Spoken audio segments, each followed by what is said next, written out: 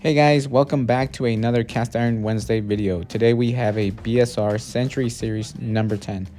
As you can see, the seasoning is very thin. You can see some gray iron, and we want to get these back into working order. So same thing with the underside. You can tell very thin, and this is a number 10. You can tell this is a BSR by the handle, the heat ring, the weight, along with the milled surface and the font, the lettering font. You can tell those are, from a BSR. This one here as well, also a BSR. This is a number 5, but this one is an earlier production. So I guess you could say it's a Red Mountain. This one itself as well has a very thin coat of seasoning. We're gonna get this back into good working order. We're gonna be using Buzzywaxx for this.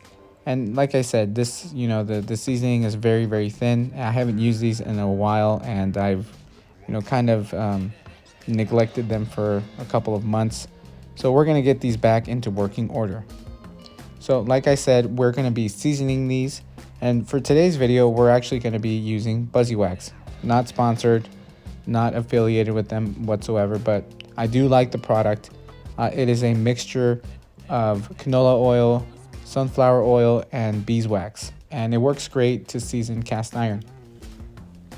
Since this is a very thin coat, I want to build up a good base, and I've talked about how Buzzywaxx has a good adhesion to like a bare metal or a bare iron. So I do like using this to get a good layer on first prior to me using other oils. So I do like using avocado oil, grapeseed oil. Once in a while I'll use flaxseed when I have it, but when I don't, I'll stick to the avocado or the grapeseed. And for this method, what I'm going to be doing is I'm going to be using the Culinary Fanatics method, which is 200 degrees in the oven for at least 15 minutes preheating. Then that way you can rub on this the seasoning and get it nice, well and coated. And then after that, after you get your cast iron oiled up and you give them a wipe down, after that you stick them back in the oven for at least 15 minutes. You bump up the heat to 300 degrees, and then we're gonna actually do a second wipe down. And that is to prevent any kind of pooling, any kind of issue with the seasoning, in case just in case we missed some, or we applied a little too much for that matter.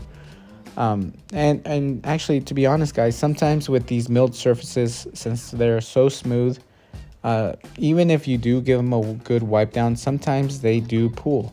So that second wipe down after the 300 degrees does come in handy, and I do like it a lot because Culinary Fanatic, this is his seasoning method, and it works great because I've done it with a lot of the newer cast iron that has that same smooth milled down surface, and it does tend to pool even if after the second wipe, but it's a lot less and a lot less pronounced.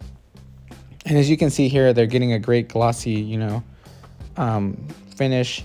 And this is the final product. So this is one round of seasoning with the Buzzywaxx, and I'm very happy because it developed a great layer right here. You can see, as I mentioned, even after wiping it down, you still get some of that pooling, but it's starting to build up because it was so thin. It was honestly, you could see some gray iron, and I'm very happy with these results. As you can see, the number 10 turned out great. Same thing with the number 5.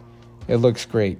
And like I said, I'm not sponsored or any way affiliated with Buzzywaxx, but I do like their product, especially for restoring vintage cast iron. I do recommend Buzzywaxx. For the future, I will be using perhaps Easy Beasy. I did order one, and I'll be showcasing seasoning versus Buzzywaxx and Easy Beasy. Easy Beasy is a blend of avocado, I think grapeseed, and also beeswax. But anyway guys, as always, I appreciate your time. Quick video. Hope you guys enjoyed, and have a happy Thanksgiving.